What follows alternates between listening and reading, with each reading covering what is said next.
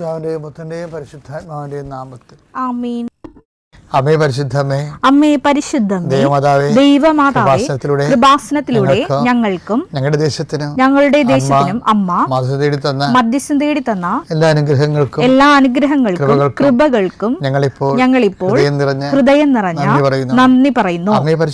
അമ്മേ പരിശുദ്ധമേ, ദൈവമാതാവേ, 2004 ഡിസംബർ 7 തീയതി ഉച്ചകഴിഞ്ഞ് 2:30 കൃപാസനത്തിൽ സംഭവിച്ച അമ്മയുടെ പ്രത്യക്ഷപ്പെടലിനെ കുറിച്ച് തിരുസഭയ്ക്ക് സമർപ്പിച്ചിരിക്കുന്ന പഠനരേഖകളുടെ മേൽ സഭാത്മകമായ പഠനം ആരംഭിക്കുവാൻ ഞങ്ങൾ പ്രാർത്ഥിക്കുന്നു. അമ്മേ പരിശുദ്ധമേ, ഭൂസ്വർലോകങ്ങളുടെ രാജ്ഞിയായ അങ്ങയ്ക്ക് ഭൗമ സംരക്ഷണത്തിനായി പ്രപഞ്ചപ്രകൃതിയെ തന്നെ തിരുസഭ പ്രതിഷ്ഠിക്കുവാൻ ഈ പ്രത്യക്ഷീകരണം വഴി ഇടയാക്കണമേ. പരിശുദ്ധമ്മേ, ജപമാല മാതാവേ, സകല കൃപാസനം പ്രാർത്ഥനകളോടും ചേർത്ത് ഞങ്ങളിപ്പോൾ പ്രാർത്ഥിക്കുന്ന ഈ കുടുംബത്തിന്റെ പ്രത്യേക നിയോഗം. മക്കളെ,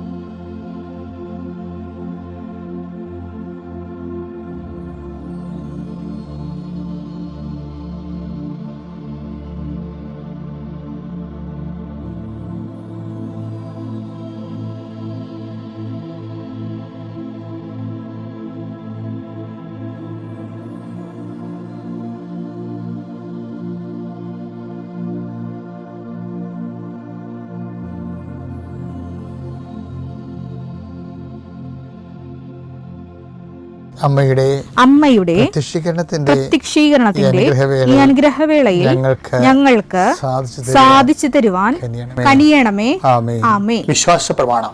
സർവശക്തനായ പിതാവും ആകാശത്തിന്റെയും ഭൂമിയുടെയും സൃഷ്ടാവുമായ ദൈവത്തിൽ ഞാൻ വിശ്വസിക്കുന്നു. അവിടുത്തെ ഏകപുത്രനും ഞങ്ങളുടെ കർത്താവുമായ ഈശോ മിശിഹായിലും ഞാൻ വിശ്വസിക്കുന്നു. ഈ പുത്രൻ പരിശുദ്ധാത്മാവിനാൽ ഗർഭസ്ഥനായി കന്യകാമറിയത്തിൽ നിന്ന് പിറന്ന് പൊന്തിയോസ് പീലാത്തോസിന്റെ കാലത്ത് പീഡകൾ സഹിച്ച് കുരിശിൽ തറയ്ക്കപ്പെട്ട് മരിച്ച് അടക്കപ്പെട്ട് പാതാളങ്ങളിൽ ഇറങ്ങി മരിച്ചവരുടെ ഇടയിൽ നിന്ന് 3-ാം നാൾ ഉയർത്ത് സ്വർഗത്തിലേക്ക് എഴുന്നള്ളി സർവശക്തിയുള്ള പിതാവായ ദൈവത്തിന്റെ വലതുഭാഗത്തിരിക്കുന്നു. അവിടെ നിന്ന് ജീവിക്കുന്നവരെയും മരിച്ചവരെയും വിധിക്കുവാൻ വരുമെന്നും ഞാൻ വിശ്വസിക്കുന്നു. പരിശുദ്ധാത്മാവിലും ഞാൻ വിശ്വസിക്കുന്നു. വിശുദ്ധ കത്തോലിക്കാ സഭയിലും പുണ്യവാന്മാരുടെ ഐക്യത്തിലും പാപങ്ങളുടെ മോചനത്തിലും ശരീരത്തിന്റെ ഉയർപ്പിലും നിത്യമായ ജീവിതത്തിലും ഞാൻ വിശ്വസിക്കുന്നു. ആമേൻ. സുഖസ്ഥനായ ഞങ്ങളുടെ പിതാവേ, അങ്ങയുടെ നാമം പൂജിതമാകണമേ. അങ്ങയുടെ രാജ്യം വരണമേ. അങ്ങയുടെ തിരുമനസ് സ്വർഗത്തിലെ പോലെ ഭൂമിയിലും ആകണമേ. അന്നു വേണ്ടുന്ന ആഹാരം ഇന്ന് ഞങ്ങൾക്ക് തരണമേ. ഞങ്ങളോട് തെറ്റ് ചെയ്യുന്നവരോട് ഞങ്ങൾ ക്ഷമിക്കുന്നത് പോലെ ഞങ്ങളുടെ തെറ്റുകൾ ഞങ്ങളോടും ക്ഷമിക്കണമേ. ഞങ്ങളെ പ്രലോഭനത്തിൽ ഉൾപ്പെടുത്തരുതേ, തിന്മയിൽ ഞങ്ങൾ രക്ഷിക്കണമേ. ആമേൻ. നന്മ നിറഞ്ഞ മറിയമേ, സ്വസ്തി. കർത്താവ് അങ്ങയുടെ കൂടെ സ്ത്രീകളിൽ അങ്ങ് അനുഗ്രഹിക്കപ്പെട്ടവളാകുന്നു. അങ്ങയുടെ ഉദരത്തിൻ ഫലമായി ഈശോ അനുഗ്രഹിക്കപ്പെട്ടവനാകുന്നു. പരിശുദ്ധ മറിയമേ, തമ്പുരാന്റെ അമ്മേ, പാപികളായ ഞങ്ങൾക്ക് വേണ്ടി ഇപ്പോഴും ഞങ്ങളുടെ മരണസമയത്തും തമ്പുരാനോട് അപേക്ഷിക്കണമേ. ആമേൻ. കർത്താവിന്റെ ഉന്നതമായ നാമത്തെ സ്വസ്ഥം ചെയ്യുന്നു. കർത്താവ് ഇന്നത്തെ എഴുത്തുകുത്തുകൾ അങ്ങയുടെ തിരുസന്നിധിയിൽ സമർപ്പിച്ച് പ്രാർത്ഥിക്കുന്നു. പ്രമാണം ചെയ്യുന്നവരുണ്ട് ഈശോയെ, ഭാഗവടമ്പടി ചെയ്യുന്നവരുണ്ട് ഈശോയെ, സ്ഥലം അളക്കാൻ പോകുന്നവരുണ്ട്, അതിർത്തി തർക്കം ഉണ്ടാകുന്നവരുണ്ട് ഈശോയെ, അവിടെയെല്ലാം സങ്കടപ്പെടുന്നവരുണ്ട്. എന്ത് കാര്യത്തിലാണോ എൻ്റെ ദൈവപൈതലെ നീ സങ്കടപ്പെടുന്നത്, അവിടെ നിൻ്റെ കൂടെ മാലാഖയും പരിശുദ്ധ അമ്മയും കൂടെ ഉണ്ടാകും. കർത്താവ് സെൻഡ് ചെയ്യണതാണത്. നീ ധൈര്യമായിട്ട് പോകാം. എപ്പോൾ പോകുമ്പോഴും പ്രാർത്ഥിച്ചുകൊണ്ട് നിൽക്കണം. കാര്യങ്ങൾ വൈരാഗ്യം മുറിച്ചിട്ട് വരുമ്പോൾ ഈ രാജ്യത്ത് നിയമമുണ്ടെന്ന് നീ ഓർത്ത് അതിനെ നീ വിധേയപ്പെടണം. അവർക്കൊരു ആയുധം കയ്യിലെടുക്കുകയോ അതുപോലെ നിയമം കയ്യിലെടുക്കുകയോ ചെയ്യേണ്ട. മറിച്ച് കർത്താവിൻ്റെ ആയുധമായ, സ്വർഗത്തിൻ്റെ ആയുധമായ ജപമാല നീ കയ്യിലെടുക്കണം. കർത്താവെ, ക്ഷമ എന്ന വലിയ പുണ്യങ്ങളാൽ കർത്താവ് അത് പരിഹരിക്കുന്നതിന് വേണ്ടിയിട്ടുള്ള സാവകാശവും സംയമനവും സൗമനസ്യവും കർത്താവെ അങ്ങയുടെ മക്കൾക്ക് നൽകണമെന്ന് പ്രാർത്ഥിക്കുന്നു. വിവാഹം താമസിക്കുന്നവർ ആസ്വദിക്കാൻ പ്രാർത്ഥിക്കുന്നു. വിവാഹത്തിന് വേണ്ടി കർത്താവുള്ള ചുറ്റവട്ടങ്ങൾ ഒരുക്കുന്ന സമയത്ത് പ്രാർത്ഥിക്കുന്നു. പെൺമക്കളുടെ കല്യാണത്തിന് വേണ്ടി പണം കാണാതെ വിഷമിക്കുന്ന സമയത്ത് പ്രാർത്ഥിക്കുന്നു. എൻ്റെ കർത്താവിന് വിരുദ്ധമായ നാമത്തിൽ, സഭയുടെ അധികാരത്തിൽ, കുരിശിൻ്റെ അടയാളത്തിൽ, ദൈവശക്തിയാൽ ഞാൻ മക്കളെ ആശീർവദിക്കുന്നു. സങ്കീർത്തനം 92:10. എന്നാൽ അവിടുന്ന് എന്റെ കൊമ്പ് കാട്ടുപോത്തിന്റെ കൊമ്പ് പോലെ ഉയർത്തി. അവിടുന്ന് എന്റെ മേൽ പുതിയ തൈലം ഒഴിച്ചു. ഇതാണ് പുതിയ അഭിഷേകം എന്ന് പറയുന്നത്. പുതിയ തൈലം ഒഴിച്ചു. എൻ്റെ മക്കളെ, എന്തിന് നിങ്ങൾ ആധ്യാത്മികത ആയിരിക്കണം എന്ന് ചോദിച്ചാൽ, ബൈബിൾ നൽകുന്ന അനന്തമായ അനോയിൻറ്റിങ്ങിൻ്റെ സാധ്യത നിങ്ങൾ പ്രയോജനപ്പെടുത്തണമെന്നാണ് ഉദ്ദേശിക്കുന്നത്. ഓരോ പ്രഭാതത്തിലും ഇപ്പോൾ വിലാപങ്ങളുടെ 3:23 കൂടെയാണ് ശരിക്കും പറഞ്ഞാൽ ഈ സങ്കീർത്തനം 92:10 കൂട്ടുവെക്കേണ്ടത്. എന്താ കാര്യം? വിലാപം എന്താ പറയുന്നത്? ഓരോ പ്രഭാതത്തിലും അവിടെ നിനക്ക് പുതിയ സ്നേഹം തന്നു. എങ്ങനെയാണ്? അവിടുന്ന് പുതിയ അഭിഷേകം എന്നിൽ തൈലം ഒഴിച്ചു എന്ന് പറഞ്ഞു വെച്ച് കഴിഞ്ഞാൽ, നമ്മളിപ്പോൾ ചിന്തിക്കുന്ന ജോലി, ഇപ്പോൾ എല്ലാ മനുഷ്യൻ്റെ ഏറ്റവും വലിയ പ്രശ്നം ബോറല്ലേ? എല്ലാവരും എന്തുകൊണ്ടാണ് ഔട്ട്പുട്ട് കുറയുന്നു എന്നൊക്കെ പറയുന്നതിൻ്റെ കാര്യം, കുറച്ച് കഴിയുമ്പോൾ ഇങ്ങനെ ഡൗൺ ആകും. ഇപ്പോൾ കോർപ്പറേറ്റുകളൊക്കെ എന്നാ ചെയ്യിക്കണത്? കോർപ്പറേറ്റുകളൊക്കെ ആൾക്കാരെ കൊണ്ട് പണി ചെയ്യിക്കണായിട്ടില്ലേ? ടൈയൊക്കെ കെട്ടിക്കൊടുത്ത് അവരുടെ സ്റ്റാറ്റസൊക്കെ വർദ്ധിച്ചെന്ന് അവരെ കൊണ്ട് ബോധ്യപ്പെടുത്തിയിട്ട് വല്ലതും 10-12 രൂപ കൊടുക്കും. ഭയങ്കര കഷ്ടപ്പാടാണ് അത്. സ്റ്റാൻഡേർഡായിട്ടൊക്കെ വന്ന് ഇറങ്ങാം, ഒക്കെ കുഴപ്പമൊന്നുമില്ല. അതായത് പക്ഷേ എന്താ പ്രശ്നം വെച്ചാൽ, 11 മണിയാകുമ്പോൾ അവർക്ക് ചിക്കൻ കൊടുക്കും, ഒരു ജ്യൂസും കൊടുക്കും, ഒരു ചിക്കൻ ഫ്രൈയും കൊടുക്കും, ഒരു ജ്യൂസും കൊടുക്കും അല്ലേ? അപ്പം നമ്മളൊക്കെ അപ്പോൾ വെൽ ട്രീറ്റഡ് എല്ലാവരും അങ്ങനെയല്ല പറയണത്. വെൽ ട്രീറ്റഡ് എന്തിനാ വീട്ടിൽ വെൽ ട്രീറ്റ് ചെയ്യണത്? എന്തിനാണ്? ഇവൻ ചായ പോകാതിരിക്കാൻ വേണ്ടിയാണ്. ഇവൻ ചായ കുടിച്ച് പോയാൽ പിന്നെ 1/2 മണിക്കൂർ പോവുകയെ. ഇവന് കൊണ്ടുവന്ന ഈ സാധനം മുമ്പിൽ കൊടുത്തു കഴിഞ്ഞാൽ പോകത്തില്ല.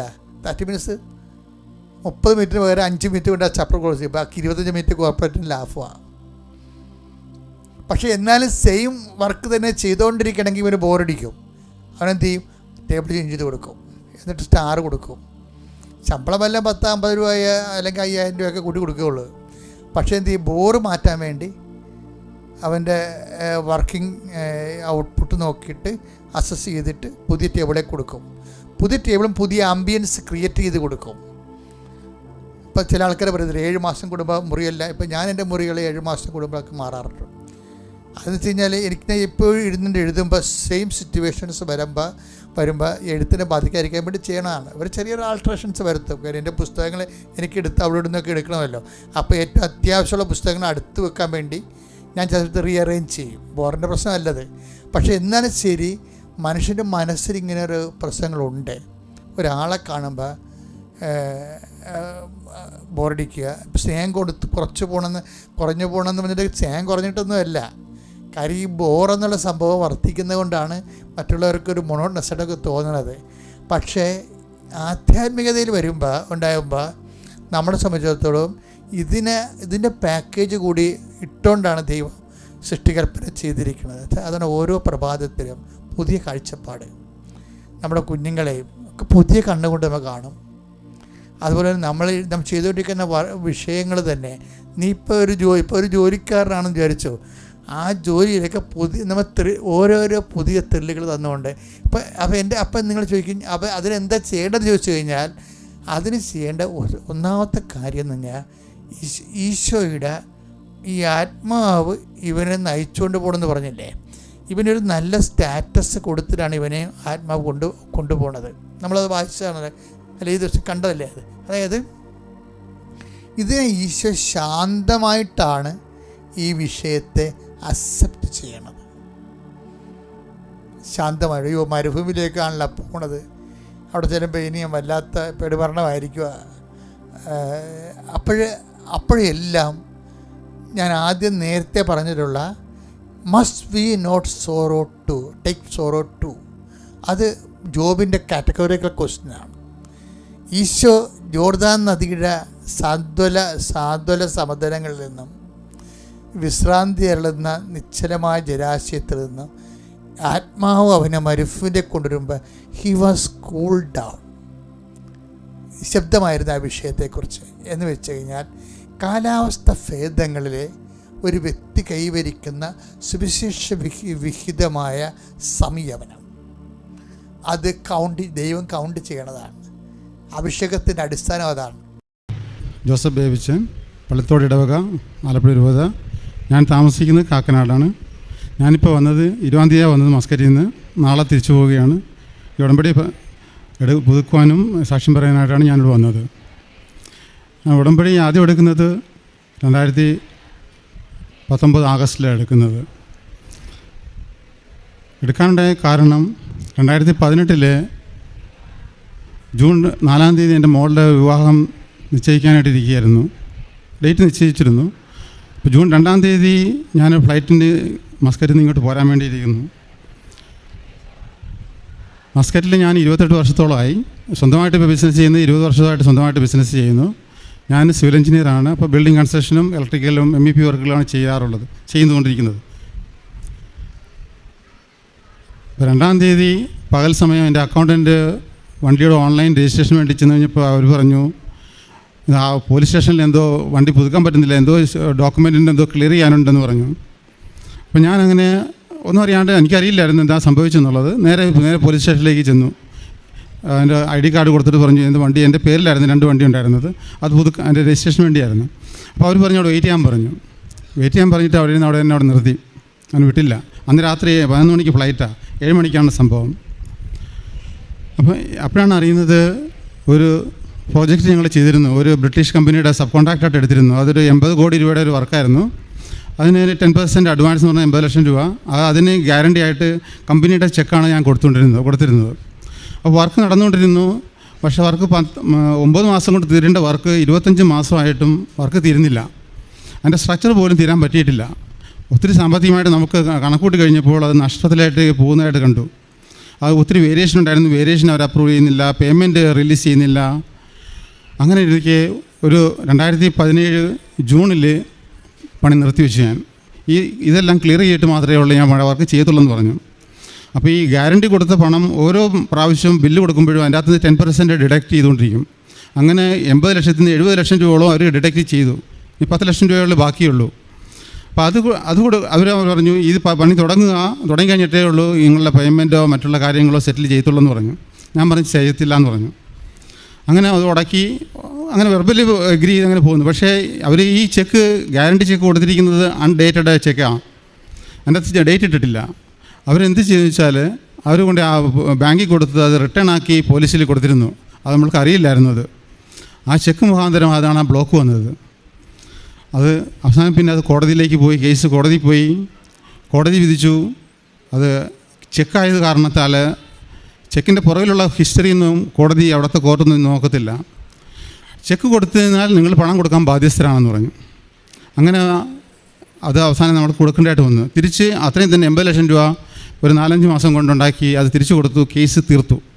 കേസ് തീർത്ത് ഞാൻ വരുന്നത് 2019 മെയ്യിൽ നാട്ടിൽ വരുന്നു. ഉടമ്പടി പുതുക്കി മോളുടെ കല്യാണം അന്ന് പറഞ്ഞ കല്യാണം തന്നെ നടന്നു. സെപ്റ്റംബർ 12-ാം തീയതി 2019 സെപ്റ്റംബർ 12-ാം തീയതി കല്യാണം നടക്കുകയും ചെയ്തു.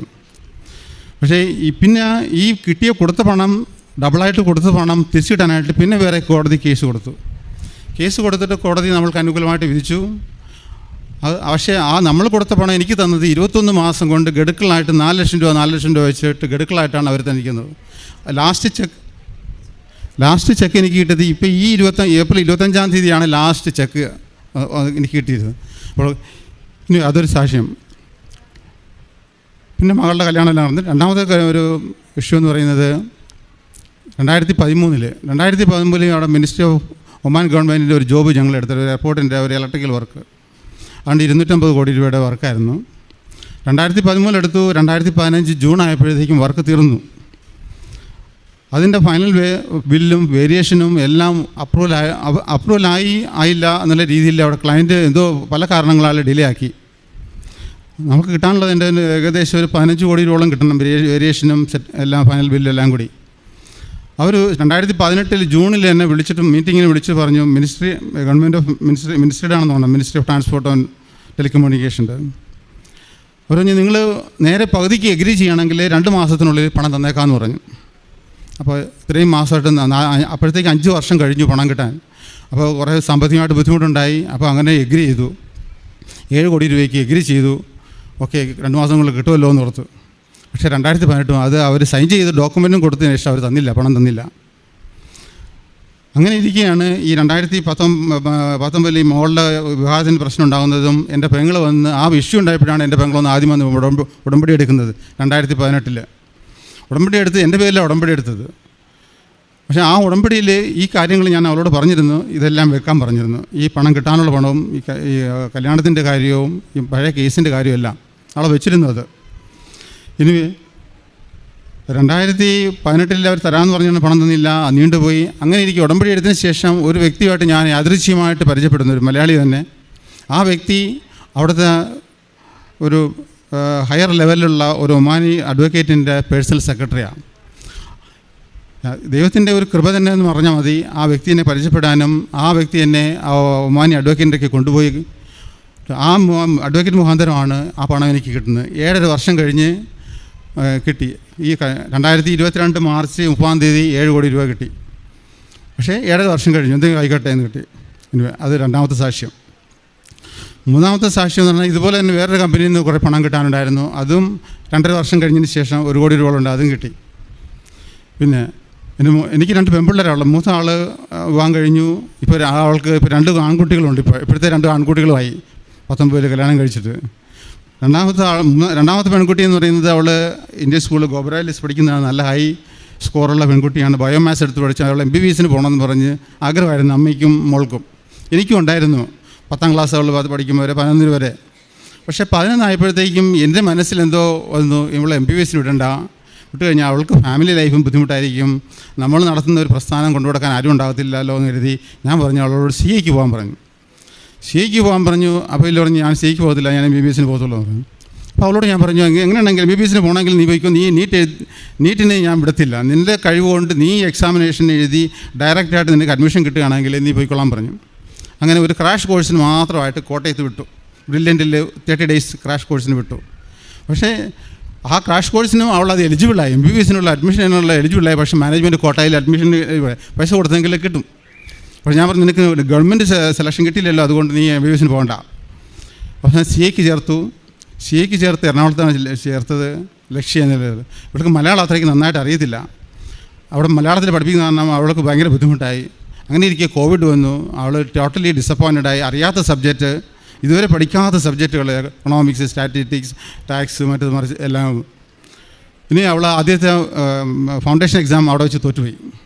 അവളുടെ ജീവിതത്തിൽ ആദ്യത്തെ അവൾ അതോടുകൂടി മെൻ്റലി അവൾ ഡിസപ്പോയിൻറ്റഡായി. അതിനുശേഷം ഒരു പ്രാവശ്യം കൂടി എഴുതി, കോവിഡ് സമയത്ത് എഴുതി. അപ്പോഴത്തേക്ക് മൂത്ത മോള് പ്രസവിച്ച് കിടക്കിയിരുന്നു. ഞങ്ങൾക്ക് വരാൻ പറ്റിയില്ല.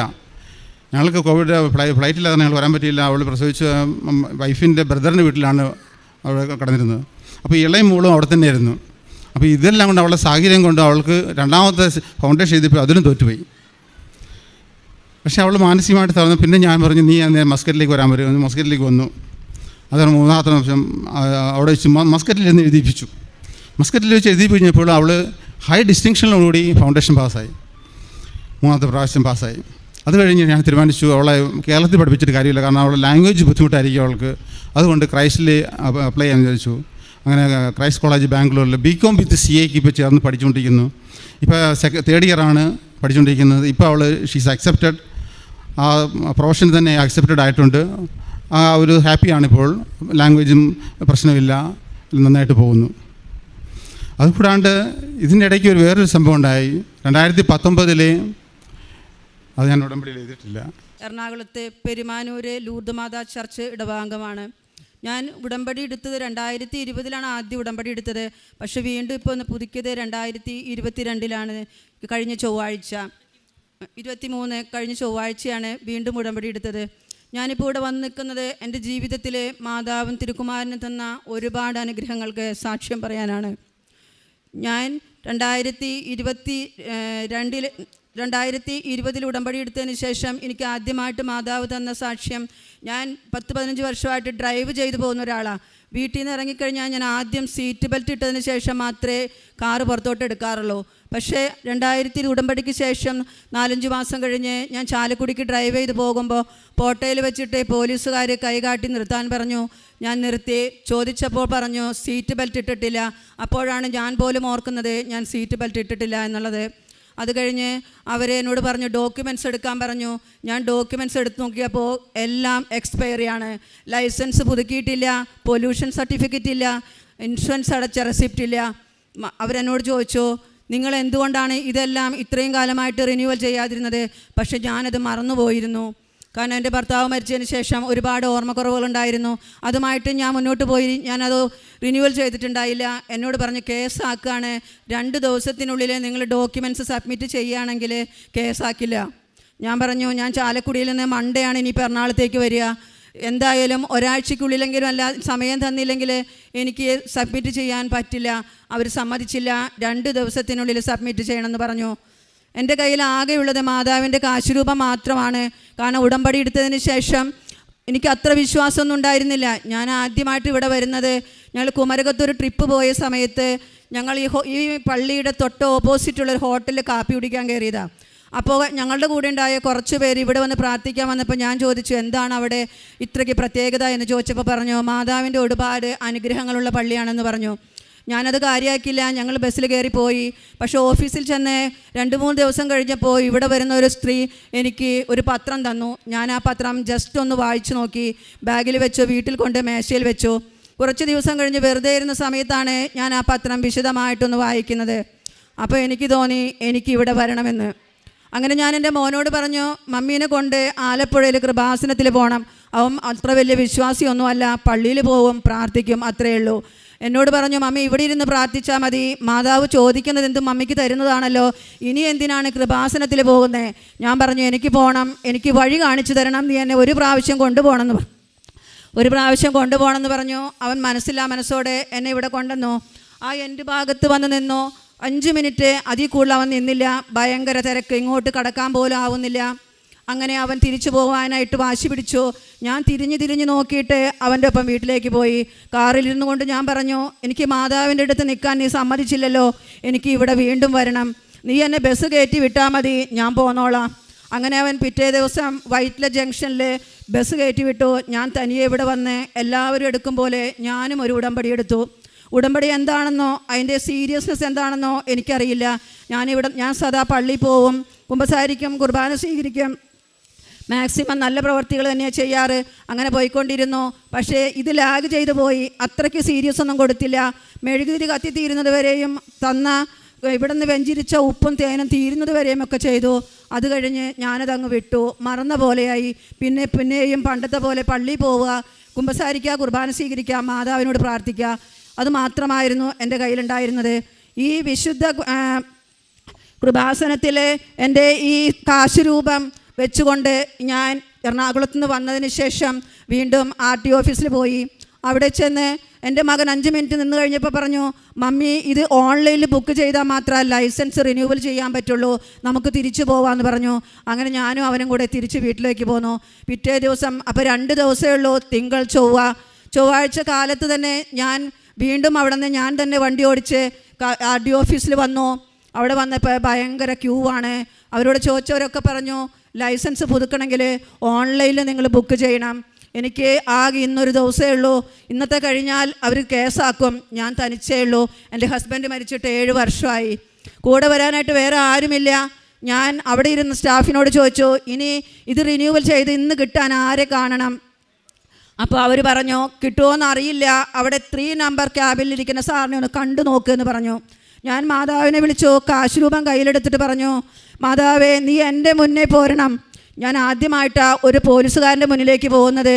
നീ എൻ്റെ മുന്നിൽ വന്ന് നിന്ന് ഇന്ന് തന്നെ എനിക്കിത് റിന്യൂവൽ ചെയ്തു തരണം. ഞാൻ ആ കാശുരൂപം എടുത്തുകൊണ്ട് ആ സാറിൻ്റെ റൂമിലേക്ക് ചെന്നപ്പോൾ കടന്നു ചെല്ലാൻ പറഞ്ഞു. ഞാൻ ചെന്നു. അവിടെ വേറൊരാളുമായിട്ട് സംസാരിച്ചുകൊണ്ടിരിക്കുക. എന്നോട് ഇരിക്കാൻ പറഞ്ഞു. ഞാൻ അവിടെ ഇരുന്നു.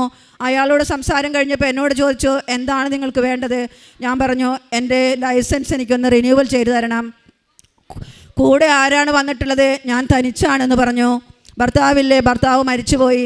പിന്നെ ഒന്നും വേണ്ടിയില്ല. സാർ എന്ത് ചെയ്തു, ഒരാളെ വിളിച്ചിട്ട് എൻ്റെ ലൈസൻസ് വാങ്ങിയിട്ട് ഒരു ഫോമിൽ സൈൻ ചെയ്തിട്ട് പറഞ്ഞു, അയാളുടെ കൊടുത്തുകൊണ്ട് പറഞ്ഞു ഇവിടെ ഇരിക്കുക, 2 മണിക്ക് ലൈസൻസ് റിന്യൂവൽ ചെയ്ത് വാങ്ങിയിട്ട് നിങ്ങൾ പോയാൽ മതി എന്ന് പറഞ്ഞു. എൻ്റെ ആദ്യത്തെ മാതാവ് എനിക്ക് തന്ന അത്ഭുതം അതായിരുന്നു. അത് കിട്ടി ഞാൻ പുറത്ത് വന്നിരുന്നപ്പോൾ തന്നെ ചാലക്കുടി പോലീസ് സ്റ്റേഷനിൽ വിളി വന്നു. എന്തായി, നിങ്ങളുടെ ഡോക്യുമെൻ്റ് ക്ലിയറായോ? ഞാൻ പറഞ്ഞു സാറേ ക്ലിയറായി, ഞാനിവിടെ RT ഓഫീസിലുള്ളത്, എങ്ങനെ ക്ലിയർ ആവും? അത് ഓൺലൈനിൽ ബുക്ക് ചെയ്തിട്ട് വേണ്ടേ കിട്ടണമെങ്കിൽ? ഇല്ല സാറേ, എനിക്കത് ക്ലിയറായി കിട്ടി. 2 മണിക്ക് എനിക്ക് എൻ്റെ റിന്യൂവൽ കഴിഞ്ഞ് എൻ്റെ ലൈസൻസ് കിട്ടും. നാളെ കാലത്ത് ഞാൻ എൻ്റെ ഡോക്യുമെൻറ്റുമായിട്ട് ചാലക്കുടി വരുന്നു എന്ന് പറഞ്ഞു. അങ്ങനെ ഞാൻ പിറ്റേന്ന് കാലത്ത് തന്നെ ഈ ഡോക്യുമെൻ്റ് എല്ലാം കൊണ്ട് ചാലക്കുടി പോലീസ് സ്റ്റേഷനിൽ കൊണ്ട് സബ്മിറ്റ് ചെയ്യാൻ തന്നു. ഇതെനിക്ക് മാതാവ് തന്നെ ആദ്യത്തെ എൻ്റെ അത്ഭുതങ്ങളിലൊന്നായിരുന്നു. ഞാൻ പോലും പ്രതീക്ഷിച്ചില്ല അന്നത് നടക്കുമെന്ന്. കേസിൻ്റെ പുറകെ പോണ്ടി വരുമെന്നാണ് ഞാൻ കരുതിയത്. പക്ഷേ അത്ഭുതകരമായി മാതാവ് അത് നടത്തി തന്നു. അത് കഴിഞ്ഞ് വീണ്ടും പോന്നു. പിന്നെയും പ്രാർത്ഥനകൾ മാത്രമേ ഉള്ളൂ, ഈ കാശുരൂപം മാത്രമേ ഉള്ളൂ. ഓൺലൈനിൽ യൂട്യൂബിൽ കയറിയിട്ട് അച്ഛൻ്റെ ധ്യാനം കൂടുക പതിവായിരുന്നു. അത് 1 അല്ല 2 അല്ല 3 അല്ല, വീട്ടിൽ ഞാൻ മാത്രമേ ഉള്ളൂ. ഒരുപാട് സാക്ഷ്യങ്ങൾ കേൾക്കും. എനിക്ക് വിശ്വാസം വർദ്ധിച്ചു കൊണ്ടിരുന്നു. കൃപാസനത്തിൽ വീണ്ടും പോകണം, എനിക്ക് തരുന്ന സാക്ഷ്യങ്ങൾ പറയണമെന്ന് മനസ്സ് മന്ത്രിച്ചു കൊണ്ടിരുന്നു. അങ്ങനെ 2021 ഏപ്രിൽ 19-ാം തീയതി ഫസ്റ്റ് ലോക്ക്ഡൗൺ കഴിഞ്ഞ് ആളുകൾ പുറത്തേക്ക് ഇറങ്ങി നടക്കാൻ തുടങ്ങിയ സമയം ഞാനും നടക്കാൻ പോവുക പതിവായിരുന്നു. 3 ദിവസമായുള്ളൂ ഞാൻ നടക്കാൻ പോയി തുടങ്ങിയിട്ട്. പനമ്പള്ളി നഗറിൽ വെച്ചിട്ട് റോഡ് വിജനമാണ്. 6:30-നും 6:45-നും ഇടയിൽ റോട്ടിലൂടെ ഞാൻ ഓടുകയായിരുന്നു. 5 മിനിറ്റ് ഓട്ടം കഴിഞ്ഞിട്ട് നിന്നത് എനിക്ക് ഓർമ്മയുണ്ട്. ആ ഓട്ടത്തിലെല്ലാം ഞാൻ പരിശുദ്ധ മാതാവിൻ്റെ കൊന്ത ചൊല്ലിക്കൊണ്ടാണ് ഓടിക്കൊണ്ടിരുന്നത്. അതായിരിക്കാം ആ വമ്പൻ അപകടത്തിൽ നിന്നും എൻ്റെ തലനാരിയുടെ വ്യത്യാസത്തിൽ ഞാൻ അത്ഭുതകരമായി രക്ഷപ്പെട്ടു. ഞാൻ തെറിച്ചു വീണു. വണ്ടി ഇടിച്ചതൊന്നും എൻ്റെ ഓർമ്മയിലില്ല. എന്നെ വാരിക്കൂട്ടി കാറിലിട്ട് മെഡിക്കൽ ടെസ്റ്റിൽ കൊണ്ടുപോയി. അവിടെ ചെന്നപ്പോൾ എനിക്ക് ഓർമ്മ വന്നു. ഞാൻ നമ്പർ പറഞ്ഞു കൊടുത്തു. വീട്ടിൽ നിന്ന് എൻ്റെ ബ്രദർ വന്നു. അത് കഴിഞ്ഞു കാലിൽ ഒരുപാട് മുറിഞ്ഞ് ചോര വാർന്നൊഴുകുന്നുണ്ട്. ശരീരം ഇഞ്ചി പോലെ ചതഞ്ഞു. കൈ ഒടിഞ്ഞിട്ട് 2 കമ്പി ഈ റൈറ്റ് കാല് അനക്കാൻ പറ്റുന്നില്ല. അനങ്ങിയാൽ എനിക്ക് മരണവേദനയാണ്. അങ്ങനെ എൻ്റെ ഡ്രസ്സെല്ലാം കീറി മുറിച്ചെടുത്തു. 5 ദിവസം അവിടെ കിടന്നു. ഡോക്ടർ ചോദിച്ചു, തലച്ചോറ് സ്കാൻ ചെയ്തപ്പോൾ തലയ്ക്കൊരു പോറൽ പോലുമില്ല. ആ ആക്സിഡൻറ്റ് കണ്ടവർ പറഞ്ഞത് അവർ ജീവിച്ചിരിപ്പുണ്ടോ എന്നാണ് ചോദിച്ചത്. കാരണം ആ കോൺക്രീറ്റ് പോസ്റ്റ് പോലും ഇടിച്ചു തകർത്തിരുന്നു. പക്ഷേ ഇടിച്ച ആൾക്ക് ഒരു പോറൽ പോലും വന്നിരുന്നില്ല.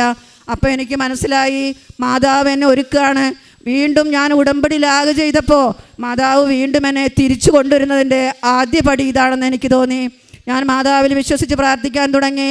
2 മാസത്തോളം എൻ്റെ മക്കളാണ് എന്നെ ഇടുത്തുപൊക്കി ബാത്റൂമിൽ കൊണ്ടുപോകുന്നതും ഫുഡ് വാരിത്തരുന്നതും നോക്കുന്നതും. അന്ന് ഞാൻ അറിഞ്ഞു മാതാവും ഈശോയും മാത്രമേ നമുക്കുള്ളൂ. വേറെ ആരുണ്ടെന്ന് പറഞ്ഞാലും ആരും നമുക്കില്ല. നമ്മുടെ തക്ക സമയത്ത് നമ്മളെ നോക്കാൻ വരുന്നത് നമ്മുടെ അമ്മ തന്നെയാണെന്ന്. വീണ്ടും ഞാൻ ഹോസ്പിറ്റലിൽ ട്രീറ്റ്മെൻറ്റിന് പോയി. ആ സമയത്ത് എൻ്റെ മോളുടെ കുട്ടിയും മോളും വീട്ടിലുണ്ട്. എന്നെ നോക്കാൻ വേണ്ടി തിരുവനന്തപുരത്ത് നിന്ന് വന്നതാണ്. മോൾക്ക് പനി വന്നു. അപ്പോൾ ഡോക്ടറെ അടുത്ത് കൊണ്ടുപോകാൻ വേണ്ടിയിട്ട് അവിടെ ചെന്നപ്പോൾ ആൻറ്റിജൻ ടെസ്റ്റ് എടുക്കണം. അപ്പോൾ മോളെ കൊണ്ടുപോയിട്ട് ആൻറ്റിജൻ ടെസ്റ്റ് എടുത്തു. മോൾക്ക് പോസിറ്റീവ്. മോൾക്ക് എങ്ങനെ പോസിറ്റീവായെന്ന് ഞങ്ങൾക്കറിയില്ല. കാരണം ഞങ്ങളുടെ വീടിൻ്റെ മതിലിൻ്റെ പുറത്ത് പോവാത്ത കുഞ്ഞാണ്. പക്ഷെ ഞാനും മോനും പോയിട്ട്, കാരണം ഞാനാണ് ഹോസ്പിറ്റലിൽ പോകുന്നത്, ഞാനും മോനും പോയിട്ട് വീണ്ടും ടെസ്റ്റ് ചെയ്തപ്പോൾ ഞങ്ങൾക്ക് നെഗറ്റീവ്. അങ്ങനെ വന്നിട്ട് അടുത്ത വീട്ടിൽ വിളിച്ച് ചോദിച്ചു, ഇവിടെ ആർക്കെങ്കിലും കൊറോണ ഉണ്ടോ? അപ്പോൾ അപ്പുറത്തെ ആൻറ്റി പറയാണ്, അങ്കിൾ കൊറോണ പിടിച്ചിട്ട് 1 ആഴ്ചയായിട്ട് കിടപ്പിലാണെന്ന്. അത് ആ ആഴ്ചയിലാണ് എൻ്റെ കൊച്ചുമോൾ കുറച്ച് വേപ്പില ഒടിച്ചു കൊടുത്തത് അവരത് പറഞ്ഞില്ലായിരുന്നു. അങ്ങനെ കൊറോണ വന്നു. എനിക്കും മോൾക്കും മോളുടെ കുട്ടിക്കും കൊറോണ. ഞാനാണെങ്കിൽ ഇഞ്ചി ചതഞ്ഞ പോലുള്ള ശരീരവുമായിട്ട് കൊറോണയും കൂടെ വന്നപ്പോൾ തകർന്ന് തരിപ്പണമായി പോയിരുന്നു. 10 ദിവസത്തോളം വെള്ളമിറക്കാൻ പോലും പറ്റാത്ത കിടപ്പ്. അമ്മ മാതാവിനെ വിളിച്ചുകൊണ്ട് ഒരേ പ്രാർത്ഥന മാത്രം. ഈ കാശുരൂപം വെച്ചുകൊണ്ട് 10-ാം ദിവസം ഞാൻ ഉയർത്തെഴുന്നേറ്റു. 10-ാം ദിവസം മുതൽ ഞാൻ എക്സസൈസ് ചെയ്യാനും എൻ്റെ ബോഡി ഫിസിയോതെറാപ്പി ഞാൻ തന്നെ ചെയ്യാനും തുടങ്ങി. അങ്ങനെ എത്രയും പെട്ടെന്ന് ഞാൻ പിക്കപ്പായി. ഇതെല്ലാം മാതാവ് എനിക്ക് തന്ന ഒരു അനുഗ്രഹം മാത്രമാണ്, അത്ഭുതമാണ്. കാരണം അല്ലെങ്കിൽ ഞാൻ അവിടെ നിന്ന് എണീക്കത്തില്ല. മരുന്നുകളൊന്നും വേറെ ഇല്ലായിരുന്നു. ഈ പ്രാർത്ഥന മാത്രമായിരുന്നു എനിക്ക് കൂട്ടുണ്ടായത്. പ്രത്യക്ഷീകരണ പ്രാർത്ഥന, ഉടമ്പടി പ്രാർത്ഥന, അച്ഛൻ്റെ ധ്യാനം, ഇതെല്ലാം ഞാൻ ഡെയിലി 2, 3, 4 വെച്ച് കേൾക്കും. അതായിരുന്നു ഞാൻ വിളിക്കുന്നിടത്ത് എൻ്റെ മാതാവ് വന്നു.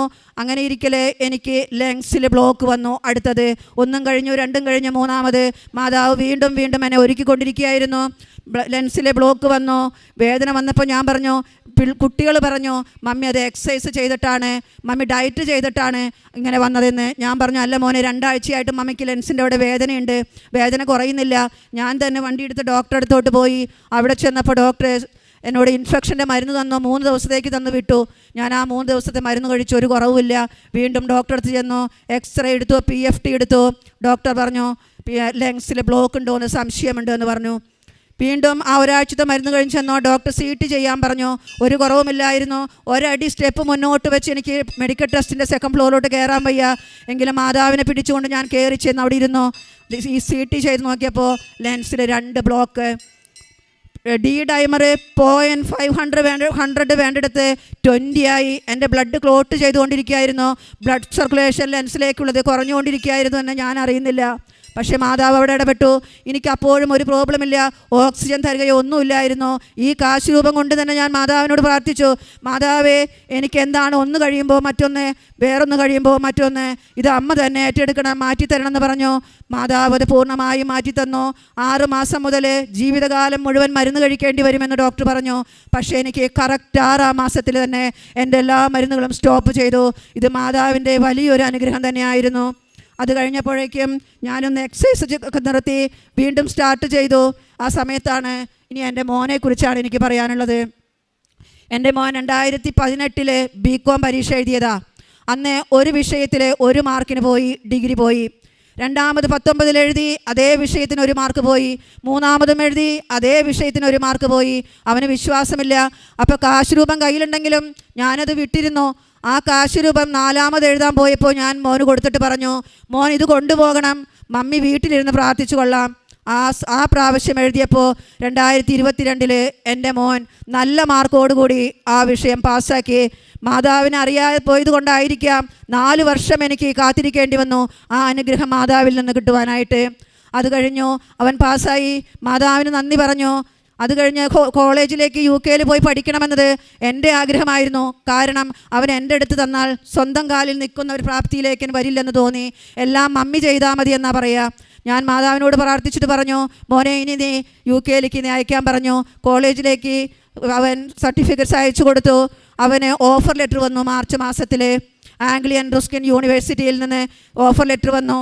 ആ സമയം തന്നെ ഞാൻ മാതാവിൻ്റെ മുമ്പിൽ മുട്ടുകുത്തിയിട്ട് കാശ് രൂപം എടുത്തുകൊണ്ട് പ്രാർത്ഥിച്ചു, അമ്മേ നീ തന്ന മകനെ നീ തന്നെ ഡിഗ്രി പാസ്സാക്കി തന്നോ. ഇനി UK പോയി പഠിക്കണമെന്ന് അമ്മ ആഗ്രഹിക്കുന്നുണ്ടെങ്കിൽ ഇത് കണ്ടിന്യൂ ചെയ്യാൻ എന്നെ അനുവദിക്കുക, അല്ലെങ്കിൽ ഇവിടെ വെച്ച് ഇത് സ്റ്റോപ്പ് ചെയ്യണം. പക്ഷേ മാതാവ് അത് അനുവദിക്കുകയായിരുന്നു എന്നെക്കൊണ്ട്. ഞങ്ങളങ്ങനെ ഏജൻസിയിൽ പോയി.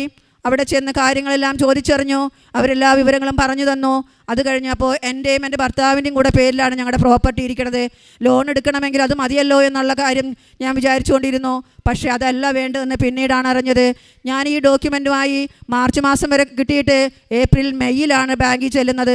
കാരണം ഓൾറെഡി ഡോക്യുമെൻറ്റ് ക്ലിയർ ആണല്ലോ, ലോൺ കിട്ടാനായിട്ട് ഒരു തടസ്സവും ഉണ്ടാവില്ല എന്ന് കരുതി. പക്ഷേ അവിടെ ചെന്നപ്പോൾ പറയുന്നു, നിങ്ങളുടെ പേരിൽ മാത്രവും കുട്ടികളുടെ പേരിലും കൂടെ ഡോക്യുമെൻറ്റ് മാറ്റി എഴുതിയാൽ മാത്രമേ ലോൺ തരൂ എന്ന് പറയുകയാണ് എന്നോട്. ഞാൻ പറഞ്ഞു, എൻ്റെയും കൂടെ പേരുള്ളത് കൊണ്ട് അത് കിട്ടുമെന്ന് കരുതി ഞാൻ അങ്ങനെയാണ് ധരിച്ചത്. അവർ പറഞ്ഞപ്പോൾ ഞാൻ വന്ന് പൊസിഷൻ സർട്ടിഫിക്കറ്റിനും എൻകംബറൻസിനും അപ്ലൈ ചെയ്തു.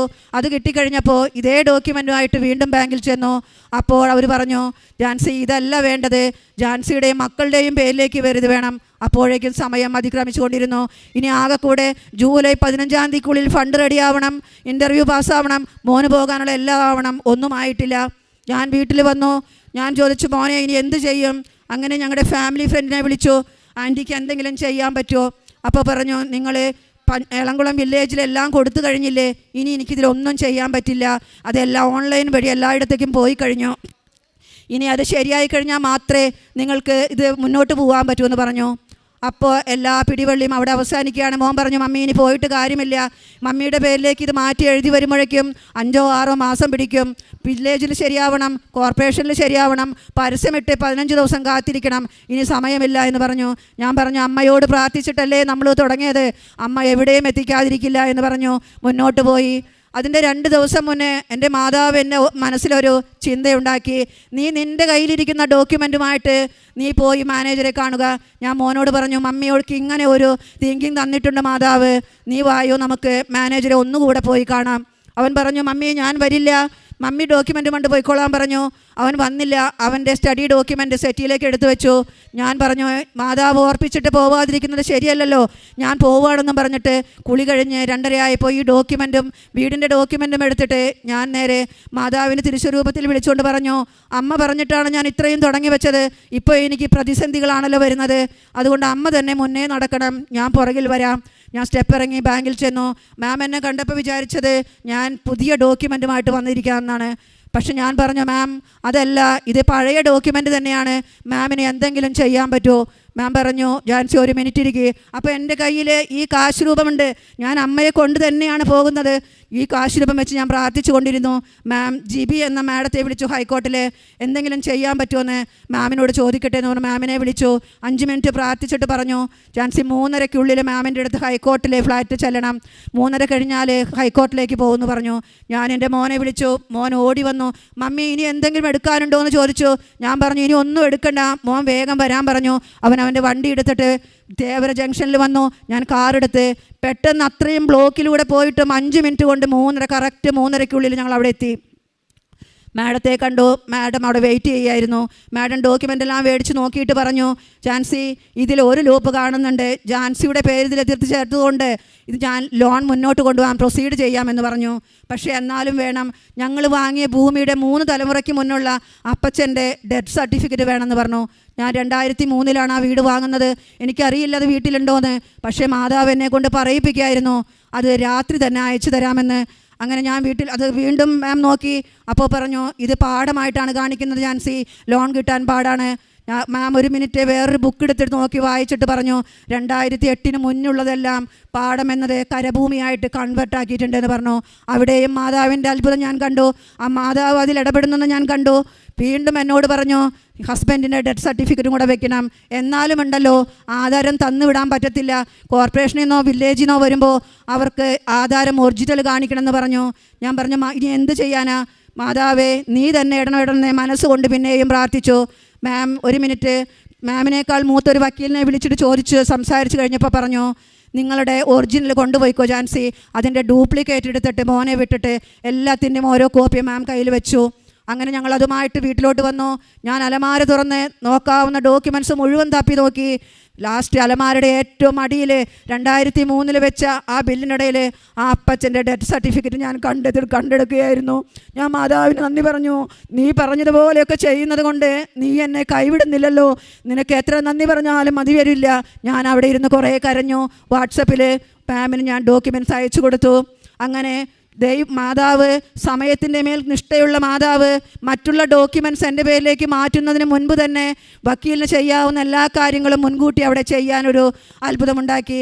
അത് കഴിഞ്ഞു പഞ്ചായത്തിൽ പോയി, അവിടെ നിന്ന് സർട്ടിഫിക്കറ്റുകളെല്ലാം വാങ്ങി.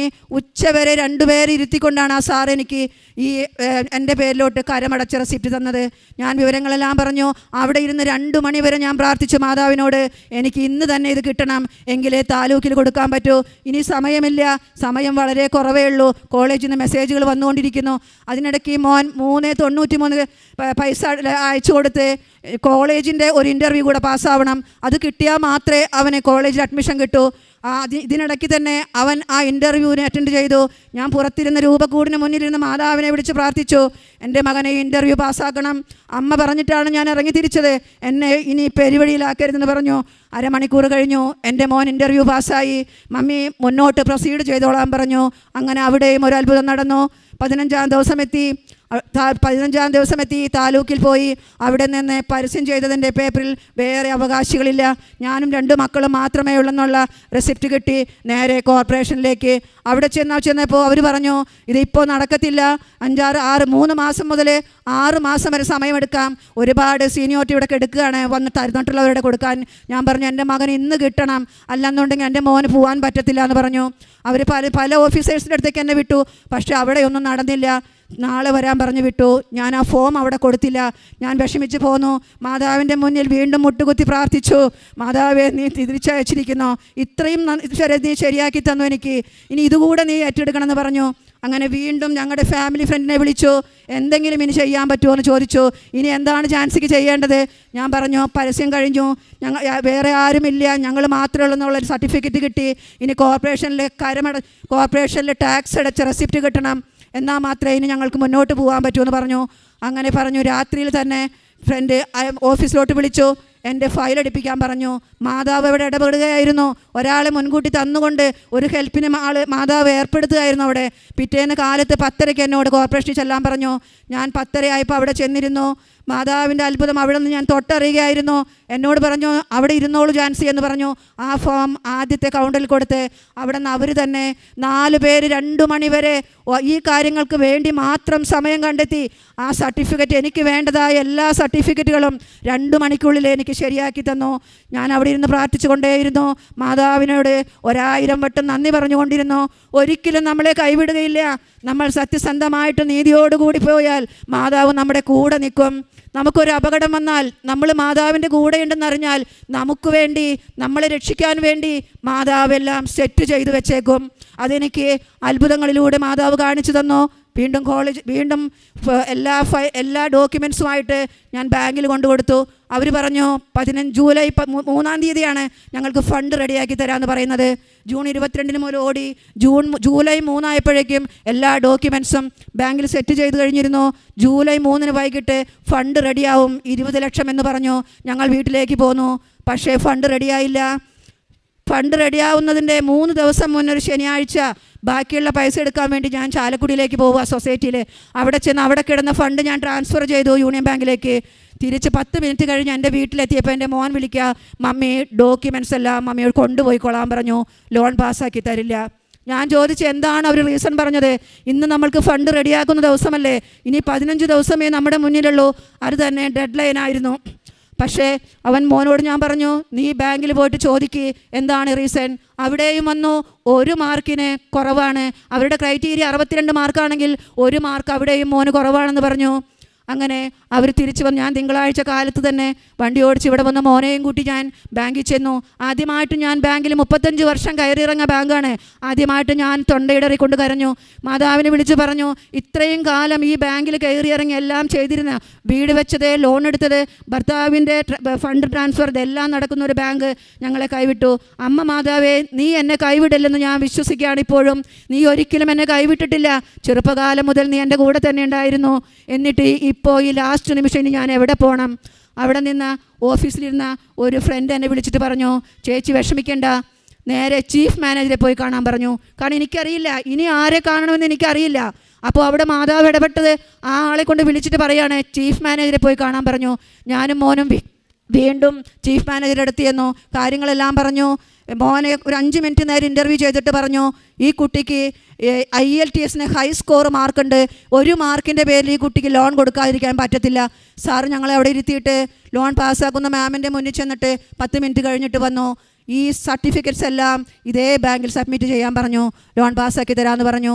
ഞങ്ങൾ മാതാവിന് നന്ദി പറഞ്ഞു. ഞാൻ ആ ക്യാബിനിരുന്ന് കൊണ്ട് കരഞ്ഞു. ചെറുപ്പം മുതൽ മാതാവിൻ്റെ കൊന്ത ജപിച്ചും നല്ല കാര്യങ്ങൾ ചെയ്തും തെറ്റുകളിൽ പോവാതും ജീവിച്ച എന്നെ ഒരിക്കൽ പോലും കൈവിട്ടിട്ടില്ല. അതിനിടയ്ക്ക് എൻ്റെ മാരേജിൻ്റെ സമയം മുതൽ ഒരുപാട് സഹനങ്ങളിലൂടെ എന്നെ കടത്തിവിട്ടു. അതെല്ലാം ഞാൻ സഹിച്ചതാണെന്ന് മാതാവിനറിയാം. ഞങ്ങൾ അവിടെ നിന്ന് നേരെ വീട്ടിലേക്ക് വന്നു, ബാങ്കിൽ വന്നു. ഡോക്യുമെൻ്റ് എല്ലാം സബ്മിറ്റ് ചെയ്തു. അവർ പറഞ്ഞു പോയിക്കോളാൻ പറഞ്ഞു. July 15 last day. ജൂലൈ 14-ാം തീയതി കാലത്ത് വീണ്ടും വിളിച്ചിരിക്കുക, ലോൺ തരാൻ പറ്റത്തില്ല. 15-ാം തീയതി രാത്രി 12 മണി കഴിഞ്ഞാൽ ഇനി എൻ്റെ മോന് പോകാൻ പറ്റത്തില്ല. ലാസ്റ്റ് വാർണിംഗ് ആയിരുന്നു കോളേജിൻ്റെ. ജൂലൈ 14-ാം തീയതി വിളിച്ചിട്ട് ഇത് പാടമാണ്, അഗ്രികൾച്ചർ ഓഫീസിൽ പോയിട്ട് അവിടെ നിന്നൊരു ഫോമിൽ ഇത് കരഭൂമിയാണെന്ന് പറഞ്ഞിട്ട് അവർ സൈൻ ചെയ്ത് തന്നാൽ ഞങ്ങൾ ലോൺ പാസ്സാക്കാം. ഞങ്ങൾ എന്ത് ചെയ്യും? മോനോട് പറഞ്ഞു. വെളുപ്പിന് 9 മണി. ഞാൻ പറഞ്ഞു, മോനെ അമ്മയോടല്ലേ പ്രാർത്ഥിച്ചത്, അമ്മയോടല്ലേ ഞാൻ ആദ്യം ചോദിച്ചത്, ഈ കാശ് രൂപം മാത്രമേ എൻ്റെ കയ്യിലുള്ളൂ, ഇത് വെച്ചിട്ടല്ലേ മമ്മി ഇത്രയും ഓടിയെത്തിയത്, അമ്മ കൂടെ നിന്നില്ലേ, നമുക്ക് വൈറ്റിലെ പോവാം. ഞാനും മോനും അപ്പം തന്നെ, മോൻ്റെ എല്ലാ വിശ്വാസവും നഷ്ടപ്പെട്ടു, പക്ഷേ എൻ്റെ വിശ്വാസത്തിൽ അവൻ എൻ്റെ കൂടെ വരികയാണ്. വൈറ്റിലെത്താറായപ്പോൾ ഞങ്ങളുടെ ഭൂമിയോട് ചേർന്ന് വേറെ ഒരു 5.5 സെൻറ്റ് സ്ഥലം കിടപ്പുണ്ട്. അവരെ വിളിച്ചിട്ട് ചോദിച്ചു, നിങ്ങൾക്ക് ഇത് പാടം എന്നുള്ളത് കരഭൂമിയായി കൺവേർട്ട് ചെയ്ത് കിട്ടിയോ? ഉടനെ എന്നോട് പറഞ്ഞു, ചേച്ചി ഇപ്പോഴൊന്നും അത് കിട്ടത്തില്ല, ഫോം 5 ഫോം 6 ഇതൊക്കെ ഫില്ല് ചെയ്ത് 1 വർഷത്തോളം എടുക്കും, അത് നമ്മുടെ ഭൂമിയിൽ അത് കരഭൂമിയായിട്ട് കിട്ടണമെങ്കിൽ ചേച്ചി പോകണ്ടെന്ന് പറഞ്ഞു. എൻ്റെ മോൻ പറഞ്ഞു, കേട്ടില്ലേ മമ്മി, വീട്ടിലേക്ക് തിരിച്ചു പോവാം. ഞാൻ പറഞ്ഞു, നമ്മൾ വൈറ്റിലെ ജംഗ്ഷൻ വരെ എത്തിയില്ലേ, മാതാവിൻ്റെ കാശ് രൂപം എൻ്റെ കയ്യിലുണ്ട്, അവിടെ കയറി ചോദിച്ചിട്ട് പോവാമെന്ന് പറഞ്ഞു. അവനെ കൂട്ടി ഞാൻ അവിടെ ചെന്നു. അവിടുത്തെ സാറിനെ കണ്ടു. സാറ് പറഞ്ഞു, 6 മാസം പോലും എടുത്താൽ പോലും കിട്ടാത്തതാണോ? നിങ്ങൾ ഇപ്പോൾ നിങ്ങൾക്ക് കിട്ടണമെന്ന് പറയണേന്ന് ചോദിച്ചിട്ട് ഞങ്ങളെ റിജക്റ്റ് ചെയ്തു. ഉടനെ ഞാൻ മാതാവിൻ്റെ കാശുരൂപം മുറുകെ ഒന്നുകൂടെ പിടിച്ചു. അടുത്തിരുന്ന സാറിൻ്റെ അടുത്ത് ചോദിച്ചു, സാറേ എന്തെങ്കിലും ചെയ്യാൻ പറ്റുമോ? നാളെ രാത്രി 12 മണി കഴിഞ്ഞാൽ എൻ്റെ മോൻ ഈ വർഷം ഇനി പഠിക്കാൻ പോകാൻ പറ്റത്തില്ല എന്ന് പറഞ്ഞു. നിങ്ങളൊരു കാര്യം ചെയ്യ്, നിങ്ങളുടെയും കുട്ടികളുടെയും പേരിൽ കരടച്ച റെസിപ്റ്റ് ഉണ്ടോ എന്ന് ചോദിച്ചു. ഞാൻ പറഞ്ഞുകൊണ്ട്, നിങ്ങൾ അതുമായിട്ട് ഗവൺമെൻറ്റിൻ്റെ ഒരു പ്രിൻ്റ് എടുക്കുന്ന സ്ഥലമുണ്ട് താഴെ, അവിടെ ചെല്ലാൻ പറഞ്ഞു. ഞാൻ ആ കാശുരൂപവും എൻ്റെ കരടച്ച റെസിപ്റ്റുമായിട്ട് അവിടെ ചെന്നു. അതിന് കൊടുക്കുന്നതിന് മുന്നേ തന്നെ ഈ കാശുരൂപം കരമടച്ച റെസിപ്റ്റിൽ ഞാൻ നന്നായി പൊതിഞ്ഞു. എന്നിട്ട് ഞാൻ പ്രാർത്ഥിച്ചു, ഇതുവരെ എത്തിച്ചിട്ടേ നാളെ ലാസ്റ്റ് ഡേയിൽ നീ എന്നെ കൈവിടുമോ? അവനാണെങ്കിൽ പപ്പയില്ല, ഞാൻ മാത്രമേ ഉള്ളൂ അവന് ഇവിടെ വരെ എത്തിച്ചത്. അതുകൊണ്ട് മാതാവേ, നീ തന്നെ ഇതിൽ ഇടപെടണം, ഇതിനെ ഒരു സൊല്യൂഷൻ നീ തന്നെ എനിക്ക് തരണം, എന്നിട്ടേ ഞാൻ ഇവിടുന്ന് പോകുമെന്ന് പറഞ്ഞു. കരടച്ച റെസിപ്റ്റ് പൊതിഞ്ഞത് കാശുരൂപം മാറ്റിയിട്ട് ഞാൻ പ്രിൻ്റ് എടുക്കാൻ കൊടുത്തു. പ്രിൻ്റ് എടുത്ത് അവർ തരുമ്പോൾ 10-250 പേരുടെ പേരുണ്ട്, പക്ഷെ ഞങ്ങളുടെ പേര് അതിലില്ല. എൻ്റെ ഞാനും മോനും മാറി മാറി പലവട്ടം നോക്കി, ഞങ്ങൾ അതിൽ കണ്ടില്ല. മോൻ പറഞ്ഞു, അമ്മയ്ക്ക് തൃപ്തിയായില്ലേ? എൻ്റെ കണ്ണീര് വാർന്നൊഴുകാൻ തുടങ്ങി. മാതാവിനോട് ഞാൻ ചോദിച്ചു, ഞാൻ ഇതും പൊതിഞ്ഞു പിടിച്ചതും നീ റിജക്റ്റ് ചെയ്തോ? ഞാൻ നേരെ അവിടെ നിന്ന് അതുമായിട്ട് വന്ന് ആ പ്രിൻ്റിൽ വീണ്ടും മാതാവിൻ്റെ രൂപം ഞാൻ പൊതിഞ്ഞു പിടിച്ച് പ്രാർത്ഥിച്ചു. എൻ്റെ അവസാനത്തെ പൊതിഞ്ഞു പിടിക്കലാണ്, ഇനി ഞാൻ നിന്നെ വിളിക്കില്ല. അത് തിരിച്ച് ഞാൻ കൊണ്ടുവന്ന് ആ സാറിന് കൊടുത്തു. പലവട്ടം സാറ് വായിച്ചു, കണ്ടില്ല. വീണ്ടും വായിച്ചു, കണ്ടില്ല.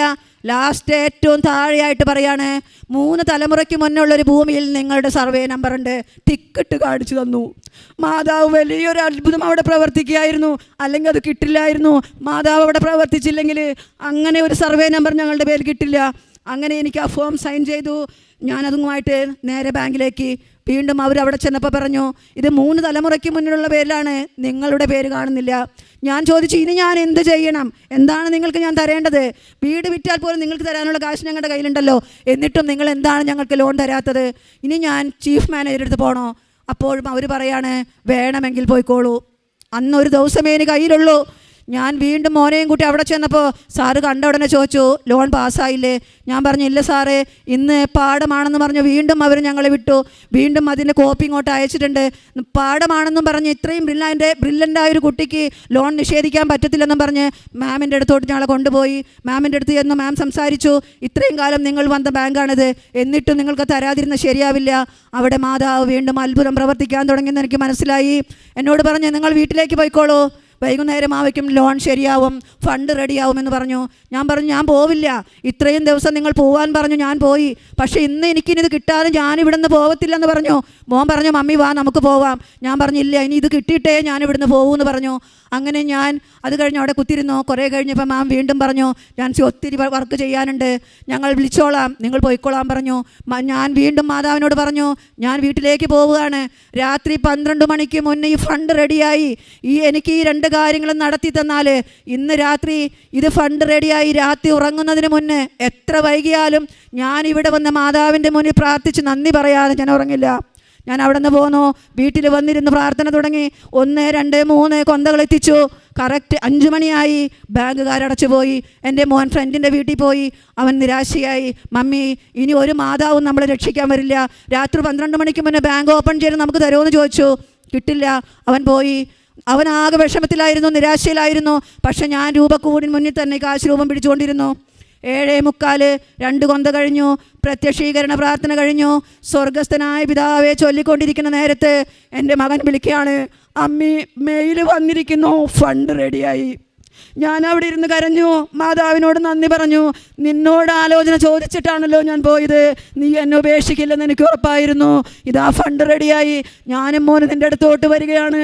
രാത്രി 10 മണി എൻ്റെ ബ്രദറിനെ വിളിച്ച് ഞാൻ പറഞ്ഞു, ചേച്ചിയോട് പറഞ്ഞു, ഫണ്ട് റെഡിയായി, മാതാവ് അത്ഭുതം വീണ്ടും മാതാവ് അത്ഭുതം നടത്തി തന്നു. അവൻ പറഞ്ഞു, ഈ രാത്രിയിൽ നിങ്ങൾ പോവണ്ട, നാളെ കാലത്ത് പോവാം. ഞാൻ പറഞ്ഞു, ഞാൻ ചതി ചെയ്യില്ല, മാതാവിന് ഞാൻ കൊടുത്തൊരു വാക്കാണ്. രാത്രി ഞാൻ ഉറങ്ങുന്നതിന് മുന്നേ മാതാവിനെ കണ്ട് ഈ അത്ഭുതം പറഞ്ഞ് നന്ദി പറയാതെ പോരില്ലെന്ന്. ഞാനും മോനും 11 മണി ഇവിടെ വന്നു. ഗേറ്റ് ലോക്ക് ചെയ്തു. സെക്യൂരിറ്റിയോട് ഞാൻ പറഞ്ഞു, എനിക്ക് മാതാവിനെ കണ്ട് പ്രാർത്ഥിക്കണം, 2 അത്ഭുതങ്ങൾ നടത്തി തന്നതാണ് ഇന്നൊരു ദിവസം കൊണ്ട്, അല്ലാതെ ഞാൻ ഇവിടുന്ന് പോവില്ല. നിങ്ങൾ എന്ത് പറഞ്ഞാലും ഗേറ്റ് തുറന്ന് തരത്തില്ല.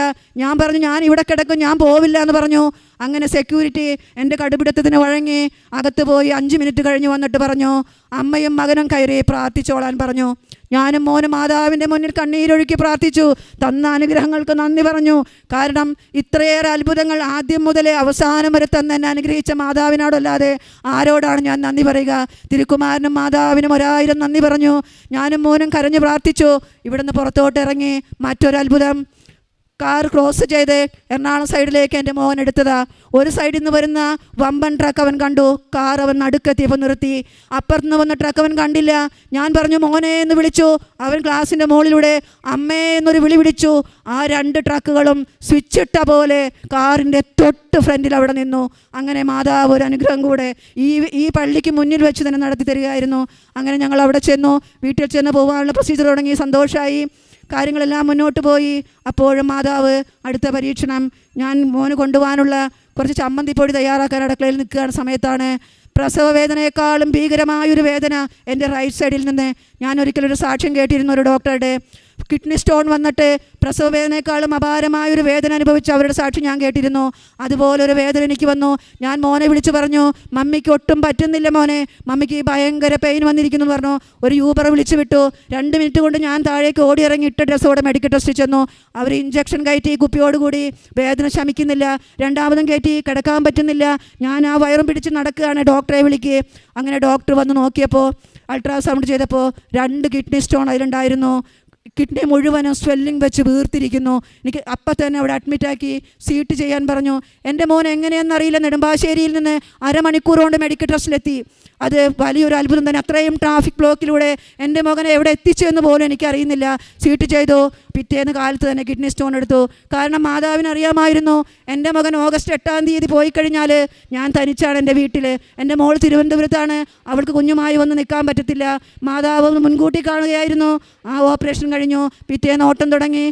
മോന് കൊണ്ടുപോകാനുള്ള സർവ്വകാര്യങ്ങളും ഒരുക്കി. 20 കിലോ ഫുഡ് ഐറ്റംസാണ് ഞാൻ ഉണ്ടാക്കിയത് എൻ്റെ മോന് വേണ്ടിയിട്ട്. ഓരോന്നുണ്ടാക്കുമ്പോഴും ഞാൻ പ്രാർത്ഥിച്ച് കുരിശ് വരച്ച് കാശ് രൂപം വെച്ച് അമ്മയ്ക്ക് സമർപ്പിച്ചു. അമ്മ മകന് കൊടുക്കുന്നതാണിതെല്ലാം. അപ്പോൾ എൻ്റെ ബ്രദറും എൻ്റെ ഫ്രണ്ട്സ് എൻ്റെ മരുമക്കളൊക്കെ പറഞ്ഞു, മമ്മി ഇത് കൊടുത്തു വിട്ടാൽ അവിടെ ചെന്ന് കഴിഞ്ഞാൽ അവർ എയർപോർട്ടിൽ കൊടുത്തു വിടത്തില്ല, ഇത്രയും മാത്രം മമ്മി കൊടുക്കണ്ട, ഉണ്ടാക്കണ്ട. ഞാൻ പറഞ്ഞു, ഇത് അമ്മ മകന് കൊടുത്തു വിടുന്നതാണ്, അതുകൊണ്ട് ആ പെട്ടി തുറക്കത്തില്ല, അത് തൊടത്തില്ല. ലാസ്റ്റ് എൻ്റെ ബ്രദർ വന്ന് പെട്ടി പാക്ക് ചെയ്തു. പെട്ടി പാക്കിങ് കഴിഞ്ഞപ്പോഴും ഞാൻ ആ പെട്ടിയിൽ കാശ് രൂപം വെച്ച് പ്രാർത്ഥിച്ച് കുരിശിട്ട് പ്രാർത്ഥിച്ച് വിശ്വാസ പ്രമാണം ചൊല്ലിയിട്ട് പറഞ്ഞു, അമ്മേ നീ നിൻ്റെ മകന് വേണ്ടി കൊടുത്തു വിടുന്ന ഫുഡ് ഐറ്റംസ് ഒന്നും ആരും അതുമേ കൈവയ്ക്കാൻ ഇടവരുത്തരുതേ. അവിടെ ചെന്നു. ഓഗസ്റ്റ് 8-ന് മോൻ പോയി. അവിടെ ചെന്നു. ആ പെട്ടി അവർ തൊടുക പോലും ചെയ്തില്ല. അത് അവന് അവിടെ കൊണ്ടുപോകാനും 5-6 മാസം ഉപയോഗിക്കാനും പറ്റി. പിന്നെ എൻ്റെ മോൻ ഇവിടെ നിന്ന് ആയിരിക്കുമ്പോൾ എന്നും തുമ്മലാണ്. വർഷങ്ങളായിട്ട് ഒരു 10-15 വർഷമായിട്ടുണ്ടാവും അവൻ തുമ്മൽ തുടങ്ങിയ 1/2 മണിക്കൂർ തുമ്മലാണ്. മൂക്കിലൊഴിക്കുന്ന ഡ്രോപ്സ് ഇല്ലാതെ അവന് കയ്യേറി നേരം അവൻ്റെ മൂക്കിൽ ആ ഡ്രോപ്സ് ഉണ്ടാവും. ഇല്ലെങ്കിൽ അവൻ പോയി മേടിച്ചിട്ട് വരും, അല്ലാതെ അവൻ ഉറങ്ങാൻ പറ്റത്തില്ല.